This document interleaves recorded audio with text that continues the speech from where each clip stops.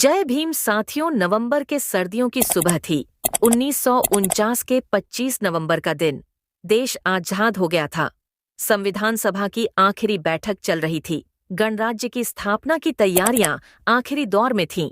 संविधान सभा में राय बनी कि मामले पर बहस का समापन बाबा साहब भीमराव अंबेडकर करें और उन सवालों का जवाब दें जो इस सिलसिले में उठे थे। जिस व्यक्ति को ड्राफ्टिंग का जिम्मा दिया गया था, उनके लिए यह गौरव का क्षण था। संविधान की ड्राफ्टिंग से आगे बढ़कर बाबा साहब उस समय तक देश के प्रमुख राष्ट्र निर्माताओं के तौर पर गिने जाने लगे थे। तमाम सहमतियों और असहमतियों के साथ संविधान सभा जानती थी कि नए बनते राष्ट्र की चुनौतियों को समझने की एक समग्र दृष्टि बाबा साहब के पास है। इसलिए नेहरू, पटेल समेत कई वरिष्ठ सदस्यों के होते हुए भी बाबा साहब को यह जिम्मा सौंपा गया कि वे बहसों और आपत्तियों का जवाब दें। बाबा साहब का वह ऐतिहासिक भाषण साबित हुआ। ऐतिहासिक इस मायने में नहीं कि इस भाषण में कोई अभूतपूर्व जोश या विद्वता थी। यह एक संयमित और बहुत संभल कर बल्कि सहम कर दिया गया भाषण है। इस भाषण में बाबा साहब नए बनते राष्ट्र की चुनौतियों की ओर संकेत करते हैं और उन चुनौतियों से निपटने का उपाय बताते हैं। इस क्षण तक बाबा साहब भारत को राष्ट्र कहने से बचते हैं। वे भारत को एक बनता हुआ राष्ट्र यानी नेशन इन द मेकिंग कहते हैं। एक वोट के सिद्धांत पर बात करते हुए वो ये भी साफ करते हैं कि देश में हालांकि वो समता नहीं तैयार हुई है, वो आर्थिक सामाजिक गैरबराबरी को राष्ट्र निर्माण में सबसे बड़ी बाधा मानते हैं। उनकी सबसे बड़ी चिंता यह है कि जातियों में बटा भारतीय समाज एक राष्ट्र की शक्ल कैसे लेगा और आर्थिक और सामाजिक गैरबराबरी के रहते वह राष्ट्र के रूप में अपने अस्तित्व की रक्षा कैसे कर पाएगा। वे यह आशंका जताते हैं और संविधान सभा को चेतावनी देते हैं कि अगर हमने इस गैरबराबरी को खत्म नहीं किया तो इससे पीड़ित लोग उस ढांचे को ध्वस्त कर देंगे जिसे इस संविधान सभा ने इतनी मेहनत से बनाया है। उनकी एक और महत्वपूर्ण चेतावनी ये है कि अपनी मांगों को पूरा करने के लिए संविधानेतर आंदोलनों से अब परहेज करना चाहिए।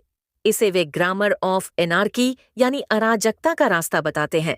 उनके मुताबिक ये संवैधानिक ढांचे को कमजोर करेगा। वो तैयार हो रहे राज्यतंत्र पर हिंदू सवर्ण पुरुषों के दबदबे को लेकर बहुत असहज और फिक्रमंद थे। यहाँ वे अछूतों के राजनीतिक सामाजिक अधिकार के लिए लड़ते योद्धा या हिंदू धर्म की बुराइयों से टकराते नेता के रूप में नहीं हैं। न ही वे यहाँ वकील या अर्थशास्त्री के रूप में अपनी बात कह रहे हैं। यहाँ बाबा साहेब राष्ट्र निर्माता के रूप में सामने आते हैं। उनकी चिंताओं में कोई जाति या समूह नहीं है। वे इस मौके पर बन रहे मुकम्मल राष्ट्र के पहले प्रवक्ता के तौर पर बोल रहे हैं। यह संविधानवादी अंबेडकर हैं जो स्वतंत्रता, समानता और बंधुत्व के वैश्विक सिद्धांत पर मन, वचन और कर्म से विश्वास करते हैं। राष्ट्र की परिभाषा बाबा साहब फ्रांस के दार्शनिक अर्नस्ट रेनन से लेते हैं। रेनन नहीं मानते कि एक नस्ल, जाति, भाषा, धर्म, भूगोल या साझा स्वार्थ किसी जनसमुदाय को राष्ट्र बना सकते हैं। रेनन के लिए राष्ट्र एक साझा विचार है जो इसलिए है क्योंकि इसमें मौजूद हर व्यक्ति खुद को राष्ट्र का हिस्सा मानता है। इस मायने में यह हर दिन चलने वाला जनमत संग्रह है। रेनन और बाबा साहेब दोनों के लिए राष्ट्र एक पवित्र विचार है जिसमें हर सदस्य का साझा है। इसलिए संविधान सभा के आखिरी भाषण में बाबा साहब आर्थिक और सामाजिक गैरबराबरी के खात्मे को राष्ट्रीय एजेंडे के रूप में सामने लाते हैं। उनकी कामना थी कि संवैधानिक संस्थाएं वंचित लोगों के लिए अवसरों का रास्ता खोले और उन्हें लोकतंत्र में हिस्सेदार बनाए। राष्ट्रीय एकता के लिए यह बेहद महत्वपूर्ण है। इसलिए संविधान के मूल अधिकारों के अध्याय में अवसरों की समानता के सिद्धांत को स्वीकार करते हुए भी विशेष अधिकार का प्रावधान किया गया है। आरक्षण का सिद्धांत वहीं से आता है। यह करोड़ों की आबादी वाले भारत में वंचित जाति समूहों के हर सदस्य को नौकरी देने के लिए नहीं है। आरक्षण का मकसद यह है कि वंचित जातियों को महसूस हो कि देश में मौजूद अवसरों में उनका भी हिस्सा है और देश चलाने में उनका भी योगदान है। इसलिए संविधान अल्पसंख्यकों, आदिवासियों, महिलाओं सबका ख्याल रखता हुआ नजर आता है। 22 दिसंबर 1952 को पूना में वकीलों की एक सभा में बाबा साहब बोलते हैं, लोकतंत्र शासन की वह पद्धति है जिसमें लोगों के सामाजिक और आर्थिक जीवन में बदलाव बगैर खून खराबे के संभव हो। बहरहाल 25 नवंबर 1949 की उस सर्द सुबह पर लौटते हैं।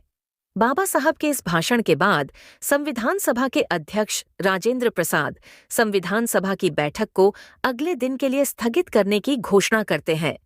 अगले दिन 26 नवंबर को संविधान सभा संविधान को स्वीकार कर लेती है।